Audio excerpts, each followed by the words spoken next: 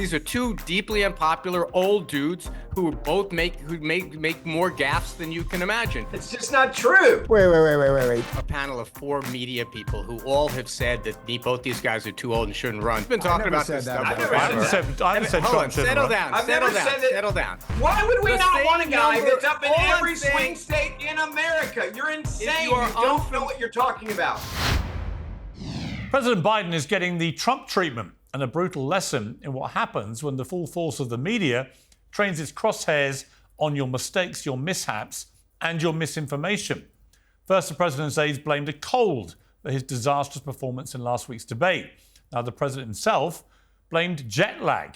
The problem is that everyone knows the president returned from international travel a fortnight before the debate and spent almost a week at Camp David to prepare.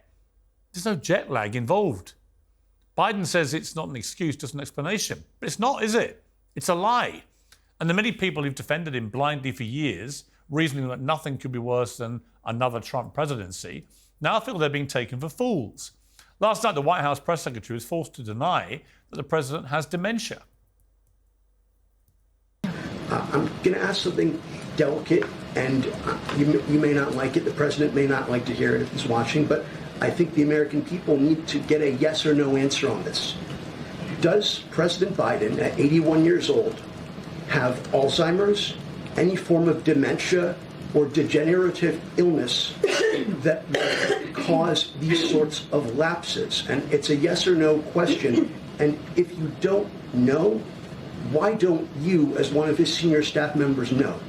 I have an answer for you. Are you ready for it? Yes. It's a no. And I hope you're asking the other guy the same exact question. Now, will that turn out to be a lie as well? I fear it will. I think President Biden does have a form of early onset dementia, as many people in the medical world think he does. But the very fact the question has to be asked about the current president of the United States is quite extraordinary and frankly dangerous. Today, Biden's meeting with top Democrat lawmakers in an attempt to shore up his position. But the dominoes are beginning to fall fast. A group of House Democrats is calling for him to quit the race. Liberal-leaning media, including the New York Times, have opened the floodgates on commentary, which demands he step aside. Even Nancy Pelosi is asking, well, tricky questions. So we have all these things that he was masterful in helping to orchestrate, to write, and to pass. So he has a vision, he has knowledge, he has judgment, he has a strategic thinking, and the rest. He has a bad night. Now, again, I think it's a legitimate question to say, is this an episode or is this a condition? It's obviously a condition. And there's another reason why the Democrats are turning on him. He's losing. A new CNN poll shows that 75% of Americans think Democrats have a better shot at retaining the presidency without Joe Biden. They live in fear of a second Trump presidency, emboldened, as they see it, by king-like superimmunity just awarded by the Supreme Court. But an election cycle was supposed to be all about Trump, the felon, is really about Biden, the fallen. And honestly, dumping Joe Biden is the Democrats' best bet of competing with Trump in November. Well, I'm joined by Megyn Kelly, journalist and host of the Megyn Kelly Show on SiriusXM, YouTube, and of course as a podcast. Megyn, great to have you back on Uncensored. Can you quite believe the events of the last few days? No, I have never seen anything like it in all my time covering politics or being in the news. And I said after that debate on Thursday night, he's done. His candidacy ended tonight. And I stand by that.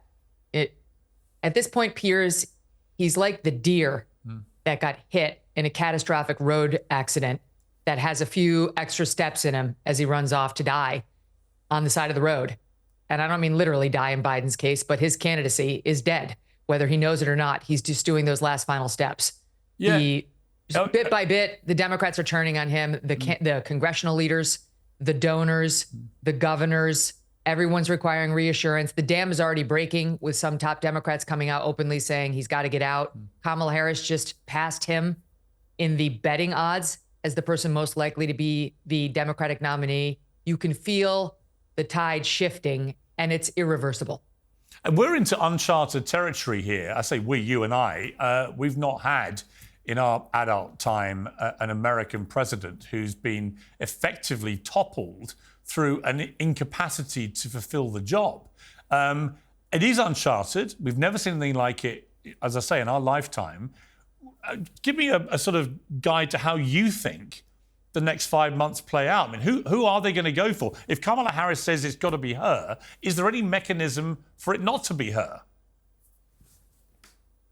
I think they've really painted themselves into a corner, the Democrats, with their obsession over identity politics. They had to have a woman. They had to have a black woman. James Clyburn saved Joe Biden and gave him the presidency, or at least his candidacy last time around, by saying, I can get you South Carolina, but we need a black woman as your VP. And that's what Biden did. So he stuck with her. And now for this party, which lives and dies by its identity politics, to try to step over said black female, good luck. They're talking now about creating some sort of a ticket that might have those same attributes, but in two different people. You know, maybe a Raphael Warnock, senator from Georgia, as the VP. He's black, with Gretchen Whitmer, a white woman, at the top of the ticket. So we can cobble together some identity politics that are super close to Kamala, but not exactly Kamala. Well, who's the Asian? Because she's half Asian too. This is how they operate. So they're stuck with it.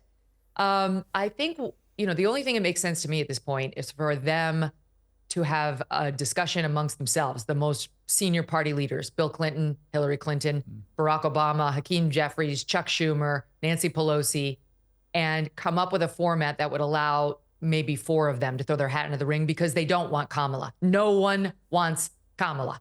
I mean, Clyburn wants her still, but he doesn't control this decision now. So, and I think the Democratic Party really wants to win, and they know that Trump will beat her. He will beat her, but he might not beat one of those others. So, you know, her poll numbers are moving up against Trump. We just saw a poll today, but she's too unlikable, Piers. Once she gets out on the campaign trail as the lead, she's going to get pummeled. And let's not forget, let's be honest, the United States has never had a female president. And the first one is not going to be Kamala Harris. So I think they'll probably come together to settle on, let's say, 3 or 4 top candidates. She'll be one of them. And they'll say, let our party make its decision over the next 4 weeks and going into the convention. And they'll do it the way they used to do it before 68. Decide at the convention who the nominee will be. Who do you think would be the biggest threat to Trump? Well, it's tough to say. They're eyeballing this Illinois governor, J.B. Pritzker, and I think he's a no. First of all, he's extremely obese. I'm sorry, but that doesn't play well in politics. And I'm just saying it like it is. It's true. As Chris Christie. Plus, he's extremely radical on the trans stuff. His whole family has been funding all this trans insanity and, you know, the surgeries for the minors and all that. So I think he's not going to make it. I do think Gretchen Whitmer is very interesting because she's strong. She's not like Kamala. When you hear her talk, she sounds sensible. She's Midwestern. She's somewhat likable, not to Republicans, but we're talking about Dems and independents here. She was absolute COVID hawk, which is fine with Democrats.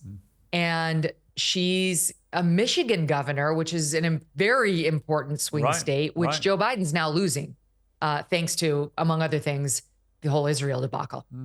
So she's very interesting. But you'd have to pair her with the right person. I don't know. There are some more moderate candidates out there that they're throwing around, but all of them are white men. They just can't do it. It cannot be a white man in the Democratic Party, period. Raphael Warnock, as I mentioned, from Georgia, yes, he's a black man. He's been in politics for 2 minutes, and he's the guy who ran over his wife's foot when he was running for this post. And as the ex-wife came out, he's got all sorts of baggage with his ex. I don't think they want that, ball of wax. Why bother, right? Like when you have so many other candidates. So I think the field is rather slim, but I guess if I had to put my money down on somebody, it would be, as they call her, Big Gretch. I mean, one of the problems they've got is the vetting process is going to be naturally very truncated. Whoever they go for will suddenly be exposed to the massive glare of a media in full throttle assault mode with months to an election. And there aren't many human beings who could withstand that if they haven't previously been experienced with it, right? I mean, it's a really ferocious forensic examination. Yes, and all of Trump's foibles and most of Biden's have already been baked into the current cake. So that you're right. And I forgot to mention Gavin Newsom. Now, he's a far left progressive, and Bill Maher just came out in favor of him. But he's the most radical Democrat in America. Honestly, his politics may be left of the squads. He would be a hard no for most of those independents. And you can't win the presidency with your own party alone. You've got to persuade a certain amount of the independents to come your way. As soon as they tell independents what Gavin Newsom has done, I don't care how good his hairline is, they're going to say no. It's not another JFK. This guy is really, he's an AOC squad member kind. So I don't think he'll make it either. But yes, there will be a withering press examination by those on the right, but those on the left, Piers, and that's most of the media, will run cover for this person, whomever it is. As much as they're beating down on Joe Biden right now, that same press corps is going to raise this person up as the second coming, whoever it is, because it must be their savior from Trump. And that person will benefit greatly from that ubiquitous fawning coverage. I mean, we're assuming Biden is going to be replaced. It's not happened yet. And of course, if he digs his heels in and says, I'm not going anywhere, then it may be they can't do it, under the rules of the Democratic Party. Where does Jill Biden sit in all this, Dr. Biden? Because I watched that debate from start to finish with a mounting sense of real bemusement why any spouse, a younger spouse in particular, would allow their older, beloved other half to be humiliated like that on a global stage.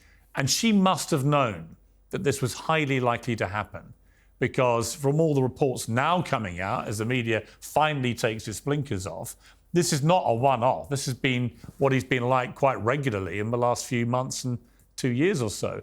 What do you think of Jill Biden's role here and her responsibilities?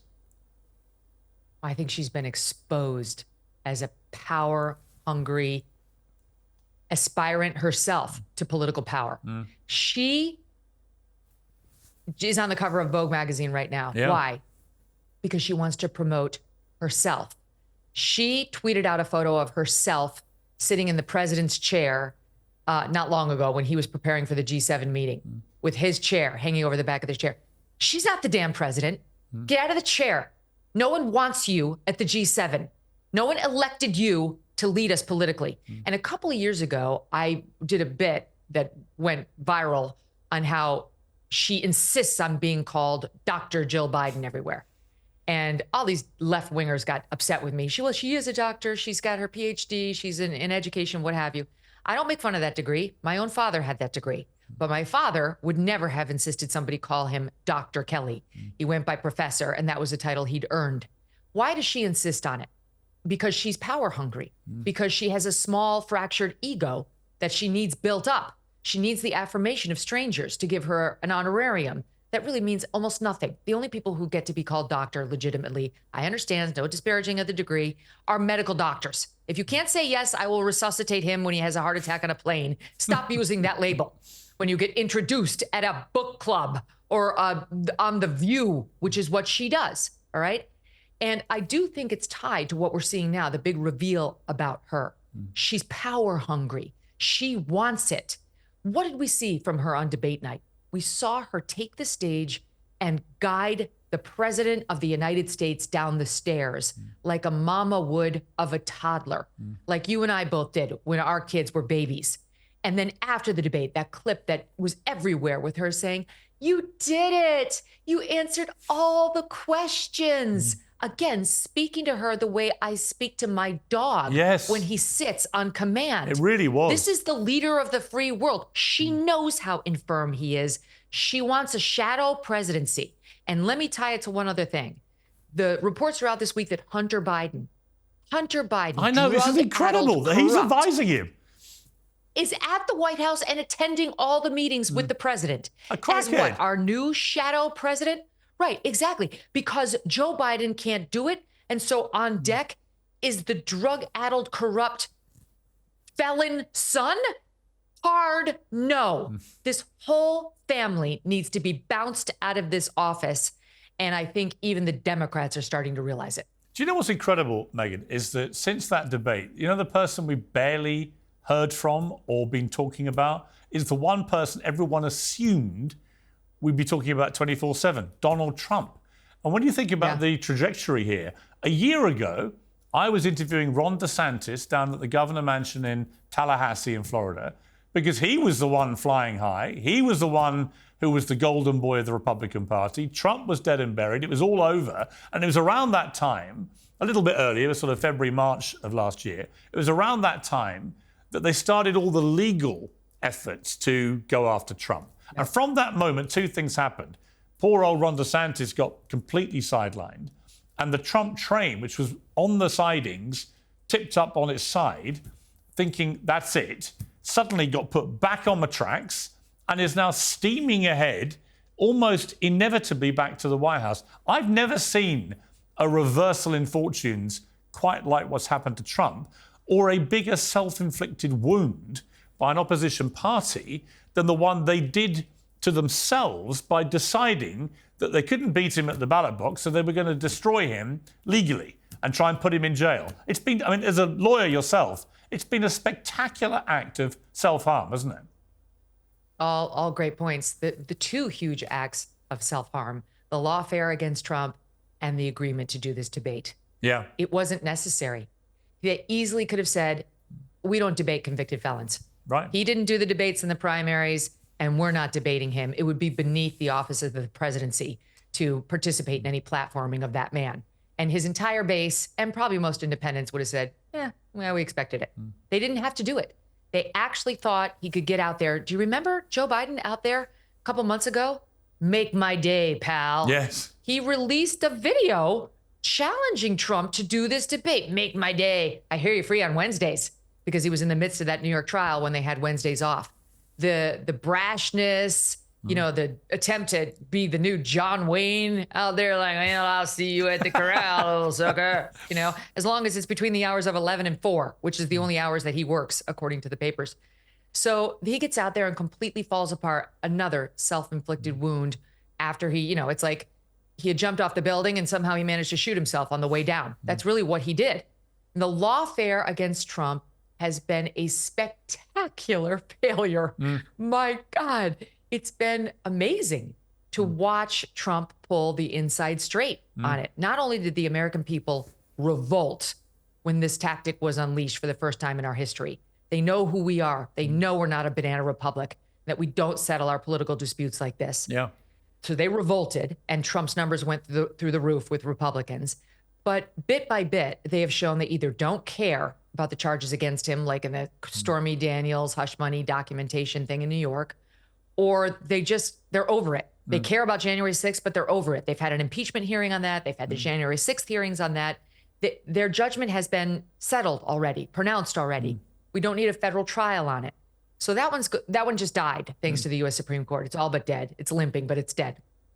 The Mar-a-Lago case will go forward unless Trump wins, and then he can just pull the DOJ off of it. He'll be the president. He gets to just say, stop. The New York case is over, but for sentencing, which it's not going to be severe. If there's a jail sentence, it will be suspended. Trump's not going to serve any time in jail, none at all. And the Atlanta case got stopped thanks to Fani Willis hopping in the sack with their co-counsel and getting out there playing the race card, saying we were all racist for pointing out what a conflict of interest this was. That's going up on appeal now. All proceedings have been stopped. He did it, Piers. He did it. And while Joe Biden is out there on a stump speech right now saying, when you get knocked down, you get back up. That's Trump's story. That's not Joe Biden's story. And again, the American people know it. And it reminded me a bit of Mike Tyson's famous quote, you know, everyone's got a plan until they get punched in the face. I think Biden and his team spent a week at Camp David meticulously planning answers to every question. But the one thing they forgot was it was past his bedtime and he was incapable of articulating any comprehensible response to almost anything. And Trump didn't even have to physically punch him in the face or metaphorically punch him in the face. He just had to stand there and throw him looks of bemusement.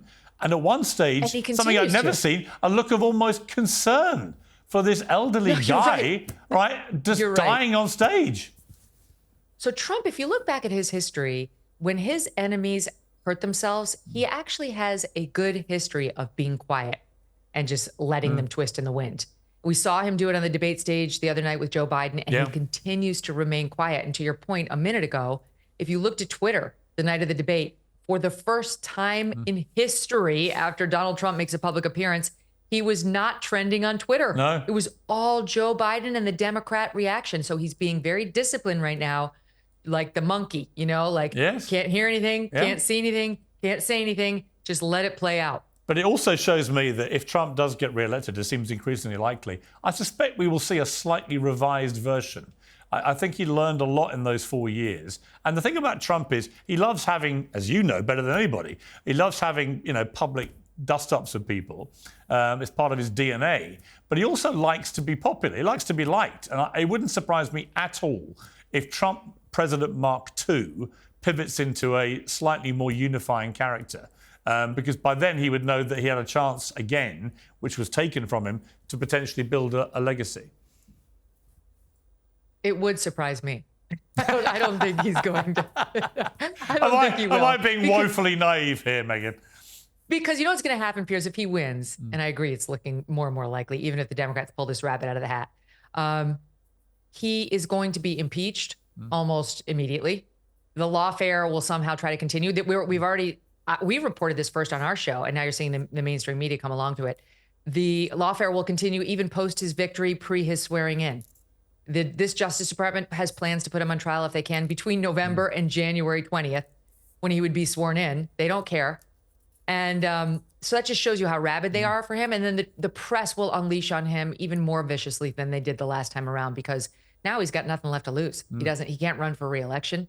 So he's going to be fighting yet another impeachment battle, more lawfare, and a press that really sees him as an existential threat. I'm worried about the assassins, frankly. I really am, because people are so incensed over him. And we had a dissent in a Supreme Court decision yesterday saying that presidents do have immunity for most of their official acts, literally calling him treasonous, calling him a traitor. That's how hot the oven is around Trump right now. So I don't think he will be more uniting, because I think he's going to be angry again. And he's a fighter, and they're going to be, throwing the blows at him like never before. Well, in his book, The Art of the Deal, he says if someone hits you, you got to hit him 10 times back. So if your prognosis for what's going to happen to him is correct, then it could all get very ugly very quickly. Megyn, we've run out of time. I could always talk to you for longer. Thank you so much for joining me. Your podcast continues to be one of the biggest in America. I love it, and I can't wait to be back on it. So thanks for coming on Uncensored. Anytime. Thank you. Well, joining me now to discuss all this is the co-host of The Verdict with Ted Cruz Ben Ferguson, Dave Rubin, creator of the Rubin Report, and Liberal Talk radio host, the former Democratic Congressman Anthony Weiner. Well, welcome to all of you. A stellar panel indeed. Let me start with you, Ben Ferguson. How happy are you right now about the way the Democrats appear to be self-imploding on a biblical scale? Not at all. I was watching the debate and I was yelling at the TV 3 minutes in, please get better, Joe Biden. I've never rooted for him more in my entire life, because I knew this is what was going to happen, and they were going to probably try to replace him if he didn't get the ship back going the right direction very quickly. This was a disaster. It wasn't even a debate about who won or lost the debate afterwards. It was, this is a senile old man that clearly is incapable of doing this job. And everybody in the world saw it, including our adversaries. But I wanted him to do better than this. I just wanted Trump to have a victory that night. I didn't want it to be this. And now you've got this civil war going on. But look, I wanted Joe Biden to be the candidate, because that's who the American people voted for. I wanted them to have a big, grand debate. And unfortunately, he's incapacitated. And so now you've got all this happening, but we don't even know who we're running against right now. And that's not good if you're a Republican. Anthony Weiner, well, first of all, what were your thoughts watching that debate? Your honest thoughts? It was bad for Joe Biden. Terminally bad in terms of his political career? I don't think he's going to die from it, but... No, I mean, in terms of his career. Look, I mean, it was definitely not good. I mean, you got two old guys in this race that are both banged up pretty badly, but we've seen this race before. The American people have voted in this exact race before, but before a lot of bad things happened to Donald Trump. It's not good, man. It ain't good. But this is the race. But you're suggesting that Biden carries on. I don't really look. It's all conjecture. It's really hard to convince. Joe Biden has to decide he doesn't want to do it. Presidents generally don't decide, who are within 1 or 2 points. Generally don't decide they're not going to do it. I don't see it. I'd probably say 95% it's Biden, or 5% it's Harris, but this is probably the race. Really? I mean, I find that extraordinary. I mean, there is precedent. It's not. You've had It's two. not, though. You've had two Democrat presidents, incumbents, since World War II, Johnson and Truman, both of whom, after conversations with the party grandees, have decided to step down. Those conversations, Anthony, must be happening, surely, with Biden. Conversations, sure, but it comes down to the one person. This guy is our nominee at this point. All but I mean, look, he'd have to decide. Like those two guys had to decide. It was much earlier in those cases, and both of those guys were in danger of losing primaries. It almost doesn't really matter what we speculate. It's most likely going to be Biden and Trump. We can engage in the parlor game of who might fill in if Donald Trump can't continue. You know, about the same number of people don't want Donald Trump to continue as don't want Joe Biden to continue. These are two deeply unpopular old dudes who both make more gaffes than you can imagine. But this is the race, and the last time Biden kicked his ass, I anticipated it would be the same this time. First off, All right, Dave Rubin. Anthony, Go ahead, Dave. with all due respect, Anthony, this debate had absolutely nothing to do with Donald Trump. Donald Trump actually put on, I think, probably his best debate performance ever. He was controlled. He was measured. He had total mastery of the issues. His answer on abortion was probably the single clearest thing I have ever heard him say on the topic, and gave a little bit to everybody on that, which is what you have to do as a president. But that has nothing to do with the disaster that we saw on Thursday. What we saw on Thursday was a feeble old man who is not fit to be assistant manager at McDonald's. And I don't mean to throw any assistant managers at McDonald's under the bus, because that's a tough job. But the man should not be president. We all know it. And by the way, Piers, we've all known it even since he was sworn in. The media in the last couple of days, we are watching them rewrite the narrative in real time. Remember, you know what, Dave? On that point, Dave, I do weekly columns for New York Post, and I went back and checked them since Biden got re-elected. And I have written, I don't know, it must be 6 or 7 columns in that period to date about Biden and how I do not believe he's physically and mentally fit for the highest office in the land. And honestly, I'm not saying to that your credit, I don't consider you part of the mainstream Well, I'm not saying media. that to look like some sort of clever dick. I'm just saying that I was writing this, as were many other people, but there was a huge conspiracy of silence from the mainstream media. And we now know, because now the gloves have come off, now the blinkers have come off, now they understand from that debate that Biden is basically, self-imploding in terms of his competence to physically and mentally do the job. And now they're saying, well, a lot of journalists have known about this for a while. That, to me, is a real abrogation of duty by the journalists. Look, the journalists lied to the American people. They were around him. They saw it. They knew it. The only thing that changed, Piers, is that the media got their marching orders from the Democratic leadership, including Nancy Pelosi, who went out there and threw Joe Biden under the bus yesterday. And they're like, okay, now we need you to turn on him because we're afraid we're going to lose our access to power and our radical agenda to Donald Trump. And so it was in their best interest. No one was being a journalist at the White House press briefing yesterday. I want to be clear about that. I give them zero credit, even though they were actually doing what journalists should do with their questioning for the first time ever at the White House press briefing of this president about his competency. They did it for selfish reasons because the Democratic Party is afraid they're going to lose. The media is afraid they're going to lose. And so they did it in their own self-interest to contain this disaster and try to keep power. I also think this line, though, that Anthony used a minute ago, and he kind of halfway did it, so I give him a little bit of credit for this. This idea that you're going to convince the American people that Joe Biden and Donald Trump are the same and are just as senile and old is laughable. They're trying it on TV. They're trying it. I mean, well, they're both old. They're both senile. The White House press secretary yesterday, you should be asking the same cognitive questions of the other guy. Like, it's a joke. The two men are not the same. Well, actually, one is I would ask, and Anthony, one is not. Well, I would go back to Anthony, because you and I've known you a long time from when I was at CNN. I've been in rooms with you and Trump, and I honestly watched him at that debate, and I saw a guy who looked and sounded and behaved exactly like the guy I've known since 2007. I mean, there's not much difference. So this idea there's been a dramatic marked slowing down of Trump or a cognitive decline or any of those things, I'm just not buying it. And nor I don't think are the people who have to vote, because I'll come back to you, Anthony, with one question, and I'll phrase it slightly differently. Not is Biden going to be the guy going forward, but in your estimation, as a Democrat, should he be? Look, first of all, I just love a panel of 4 media people who all have said that both these guys are too old and shouldn't run, but the media is covering this up. Everyone's been talking about this stuff. I haven't said Trump shouldn't run. Settle down. I'm in the middle of talking. I think Anthony's got his fishing rod out there, lads. Be careful. Settle down. He's fishing. Settle down like media. Oh, the media is so... By the way, that's a Trump technique. The Trump technique is to go, Piers, as you know, and then say something outrageous, which you don't know at all. I haven't been thinking. Media. All right. Well, I mean, I don't know if you guys... Go on, Anthony, go on. We're all media people. We're all talking about this. The idea that no one's been talking about Joe Biden's age is kind of insane. Fox News is the biggest media organ. I don't know what's going on over there in England, but here Fox News is the biggest media organ on earth as far as we're concerned, and they're all over this every single day. So settle down with this, like, well, we knew we didn't know. Look, both these guys are... Well, so you're admitting Fox News has been right the entire time. You had one person in the briefing room asking these questions, Anthony. Everyone else was like... But let me ask Anthony. Anthony, let me repeat that question I asked you, which is not whether you think Biden will be the nominee going forward, but whether he should be. As a Democrat, neither one of these guys, I agree with the American people, neither one of these guys should be the nominee for their party. Piers, we're not talking about Trump. I think here's what might be a better show is if you let me answer your question.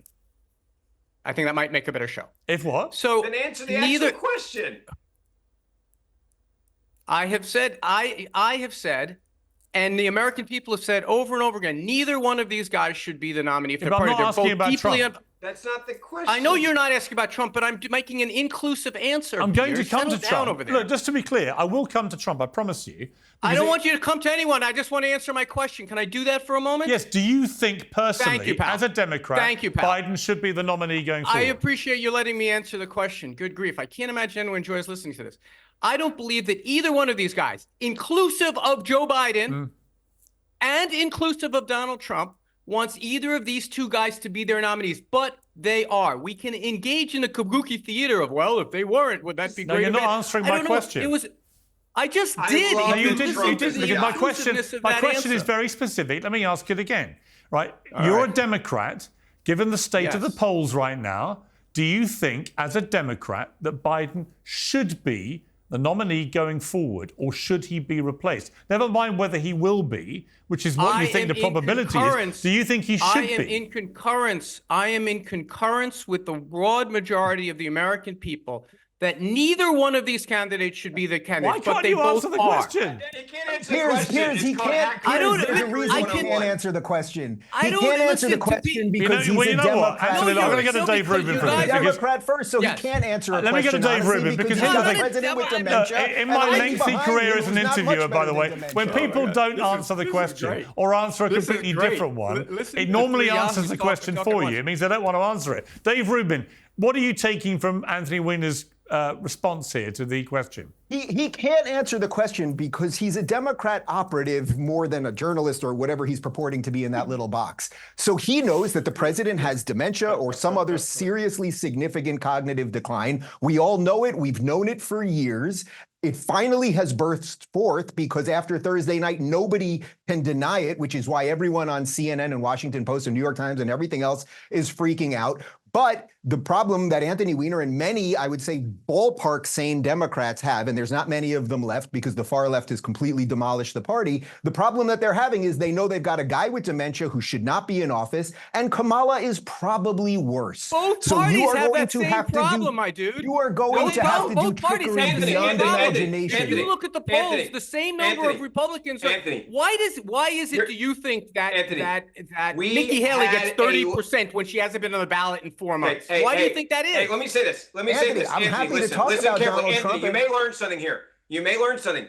Republicans are happy and chose out of a lot of people running for president our candidate. Stop saying we don't like Donald Trump when we love Donald Trump and he's up in every swing state in America. Why would we not want a guy that's up in every swing state in America? You're insane. You don't know what you're talking about. If you are unfamiliar with the polls that show that Americans are not happy with the choices they have, then I can't help you with that. That's not what the poll says. That is not what the poll says. Let me try to ask a question on Piers Morgan's show. This. This is hair Piers, can I Six try out to of be the 10 host here? Americans Yeah, say let me don't go to like Dave Joe Rubin. Biden. Dave Rubin. Anthony, let's try it this way. I'll take over the host reins for a Sure. sec. Piers, if you want to get a coffee, Well, be go my ahead. guest. Yeah. Anthony, who is more Yes, sir. competent, Donald Trump or Joe Biden? Well, Joe Biden easily. We look. He's done better. Your That is guy's the such- only like, president if in you wanna Twitter know that's why lost people don't jobs. trust you, Your guy this is screwed an up. example. Look, the American people have already ruled on this, right? They've already ruled on this. No, they they chose didn't. Joe Biden easily. Your guy lost net jobs. The economy That was is doing, 4 that's not years the ago. issue. Joe If that Biden is can't crap. complete Can a I just- full can I sentence. just- End of quote. Can I tell you this whole idea of asking me a question, then I'll listen to the answer. I can't imagine it's helpful. All I'm saying, if you frame the question like that, Democrats win. I hope you phrase the question like that. Who are you better off under? Then you're doing much better. Right now, they're focusing on the competency of Joe Biden. As a tactical matter, I want to focus on what I think the American Anthony, let people me ask you are this. going to focus Anthony, let me on. ask you a question. Are you a betting man? Too early for me to drink. Anthony, right? are you a betting man? Yeah. Anthony. I'm only a betting man to know that conservatives are going to get their ass kicked in your country, and they're going to get their ass kicked here too. Well, they're certainly going to get them kicked here. That is without any doubt. But let me ask you, if you were a betting man occasionally, would you accept, say, a $10,000 bet to a charity of your choice that Joe Biden is not the nominee in 2 calendar months? I still believe, I mean, we're returning to the same question. It's very difficult for him not to be, for a lot of reasons. Yeah, but I'm challenging that view. Honestly, I'm surprised. When you say it's 95% certain that Biden is going to be the nominee, about what I would say. I just think when the mainstream media, which skews heavily liberal, when they turn on a Democrat president, as they've turned on him, it looks to me like the dominoes are all just falling now, hour by hour, day by day. Well, let me say something that I think all four of us will agree upon. We people who talk about stuff for a living, we love this stuff. This is great. This is a slow summer, and we're having a ball with it. Who's in? Who's out? We have it all the time. We like it. And by the way, this is a reference you won't understand, Piers, but my friends will. This is the backup quarterback scenario. I know what that means. How dare you? My knowledge of NFL is better than yours. The president of the United States of America is now the backup quarterback. Hold on. Wow. I'm taking a run Wow. at you. I was taking a run at you. This is the backup quarterback. No. Guy, can I just have a thought, one complete thought Yeah, here, don't speak please? over each other because we can't That really would hear be you when nice. you do. Anthony, I Anthony, agree. finish your point. I will. So you say, well, everyone's talking about it. Everyone's talking about it. I'm trying to tell you from my knowledge of the system and the fact that it comes down to a grand total of one human being who has to say, the guy that beat him last time, who's only trailing by a couple of points despite all the maelstrom, I'm going to drop out and then turn the reins over to someone else. It doesn't practically happen. If it did, I think it's a 5% chance that it happens. But this is mostly us talking to each other about this stuff and people gossiping about it. Come on, Anthony. Anthony, when my former employers at CNN turned in the way they've turned since, by the way, the second that debate was over, John King, within seconds of that debate ending, lacerated Biden in a way I have never seen him go after any Democrat politician. Piers, they're going to get back in line. Let me just say this quickly. This is a full-fledged effort by the media to get him out. It'll last about 7 more days max. And if he's not gone then, they're going to get back in line and they're going to protect him because they have to. That's how the media works. This is not authentic. This is take a run at him, see if you can get him out quickly. If you can't get him out, the media will, again, lose all of this anger about they were lied to and questioning the cognitive decline and asking if he's had a test or a brain scan. And they'll go right back in line to Joe Biden's the best thing since sliced bread, because if they know they're stuck with him, you know what, Ben? You know what, Ben? Well, can I just respond to that point? You can. Yeah, go on. Let me just suggest that. And this comes up. I was inside for 25 years. Now I talk on the radio. You know, we presume that there are these conspiracies when they're usually just coincidences. I don't believe that there is a great master plan to do anything. I don't think we're sophisticated enough to have a master plan. The bottom line of this thing is that I think Democrats are calculated. I'm going to tell you there are a lot of credit. I understand. I understand. It is so important part of the narrative of the modern day Republican Party that there are conspiracies going on. I'm telling you, No, from you my guys are good experience at it. as I'm giving you let me credit. just finish my thought. I'm giving you credit, Let me just finish Anthony. my thought, You understand what I'm brother, giving you? let me finish. I'm not kidding. Hold on. But I'm giving you legit credit. Democrats know how to do this. You guys are damn good at it. You know how to go when you need to go and when you need to protect. You're good at it. Take credit for that. There is nothing that's happening right now that's organic. This is genuinely a full court press from Nancy Pelosi to every major member of the media to get rid of Joe Biden. I agree. You should see That could well clearly. be the case. If you let me finish my thought, that could well be the case. There may be many, many people who, in their heart of hearts, want to get rid of Joe Biden. But there are practical reasons for everything from how the money flows to we don't have an obvious next choice to the polling for everyone else is not that great. I get people may not. I can tell my phone was blowing up with people like saying, what the hell during that debate? I'm not disputing that. What if we're going to have a conversation like adults about what we think is actually going to happen? I, as someone who is supposedly the inside of all of this, can tell you that there are a lot of reasons why it will be Joe Biden. That's all I'm saying. I honestly, wait. I think Piers, that's. I do think your a second? response is very interesting, and you were on the inside. And by the way, you're not entirely wrong. And Dave, I'll come to you on this because the rules stipulate that all the money that Joe Biden has raised so far for this election campaign can only go to his vice president. It cannot go to anybody else. So Kamala Harris is in immediately by far the best position because all that money can only go to her.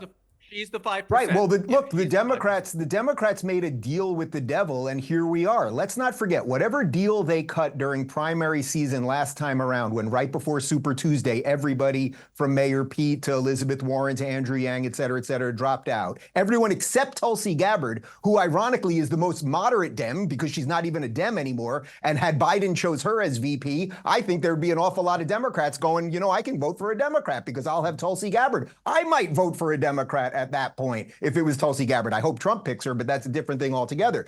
But what we're seeing now, in relation to your question, is that they are stuck between a man with dementia and a woman who in effect has dementia. Her thoughts are basically the same thing, right? The circular logic and the rest of the nonsense. So everyone knows that if you were to push out Joe Biden, you end up with someone that is potentially worse. I would also say, I would agree with Ben in that what we're largely watching right now is the media just figure out how to spin the lies in real time. So I think what happened on Thursday night was everyone saw a corpse up there, a man who could not complete a thought, and every single sentence he said, all you were waiting for was him to be able to be unable to finish it, right? So because it was so bad, they all actually told us the truth Thursday night. And now they're spinning a new narrative. Now he was on cough medicine, or he wasn't feeling well, or he didn't sleep enough, even though he didn't work for 6 days prior.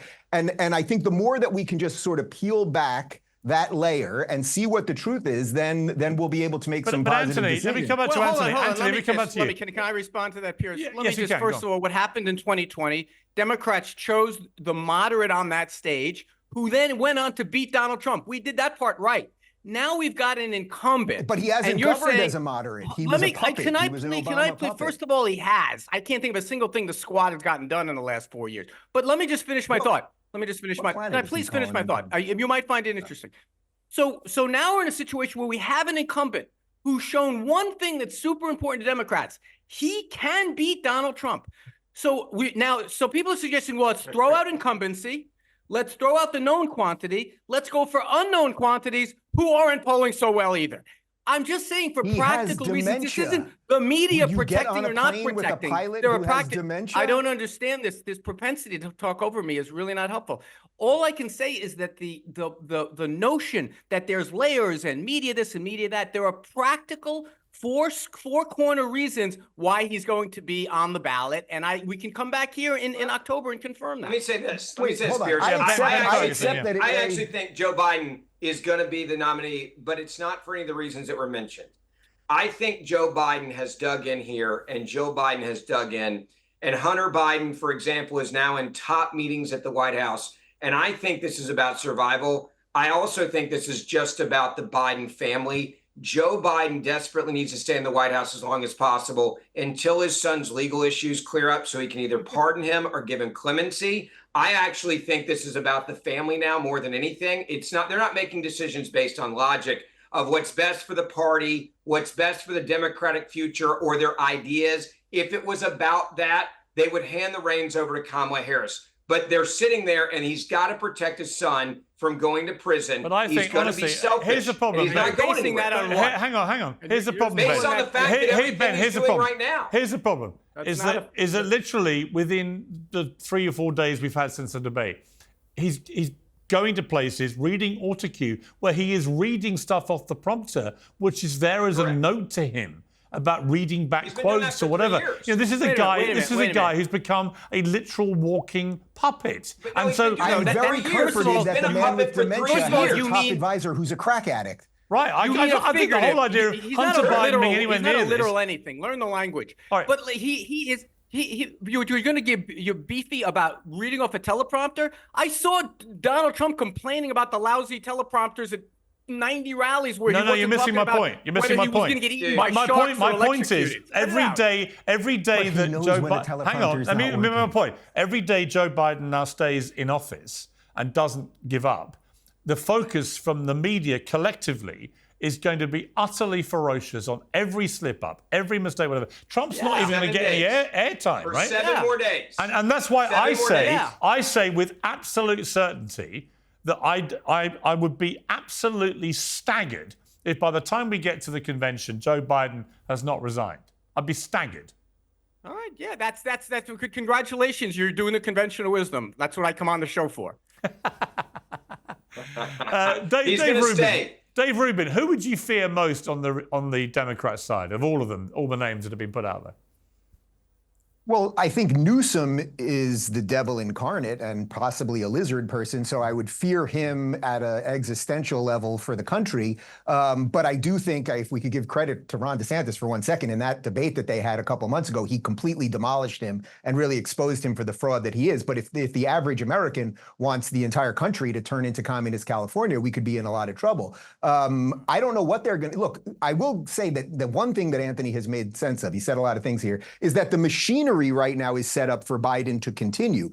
Clearly, he should not continue if you care about America. You know, when Anthony earlier said that we're all happy about this because we're pundits and we get to talk about it, no, I would much prefer that we had a moderate Democrat that we were sold. And even if I disagreed with him on some policies, the country was in a better spot. We are quite literally in the most dangerous spot this country has been in probably since the Cuban Missile Crisis. If you're China, why wouldn't you take Taiwan right now? If you're Iran, why wouldn't you say to Hezbollah, destroy Israel? Because no one in America will believe that the president is the one making the proper responses. Yeah. So we are at an unbelievably tenuous position right now. As far as who will take over for the Dems, I mean, I don't know how is it? I mean, this is the mechanism of the party, but the Democrat Party is evil. What will they do to get rid of the black female vice president? The DEI people booting Kamala Harris to bring in the rich white guy. You gotta love it. I mean, that's a great soap opera. Okay, listen, we're going to talk about this a lot more. I'd love to have you all back. It's been a great debate. Thank you very much. And Anthony, great to see you with your cocky old swagger back, because I was getting worried about you. You were quite reserved last time I interviewed you, but we've got the old wiener back. By the way, I point out I came on in 3 minutes notice. I know you did. And you've been terrific. You've got the swagger back. I love it. Come back soon. I enjoyed it, gentlemen. Thank you. It was great. Thanks for the debate, guys. Appreciate it.